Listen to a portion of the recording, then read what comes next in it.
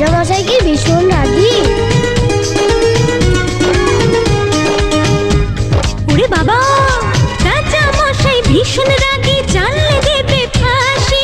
কেউ দেখেনি রাজার মুখে কোনোদিনই হাসি। রাগ গরুরে ছানা নাকি? কেমন করে রাজার কুমার বলবে ডেকে তাকে, রাজা মশাই ভালোবাসি আমি তোমার মেয়েকে। তাহলে তো ভীষণ বিপদ। এখন কি করে বলে সে আসল কথা, ভেবে ভেবে রাজকুমারীর মনে ব্যথা। এক যে ছিল রাজার কুমার।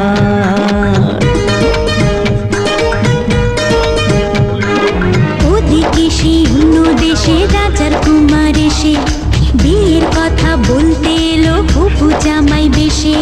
মনের দুঃখে শ্রাবণ এলো রাজকুমারীর চোখে।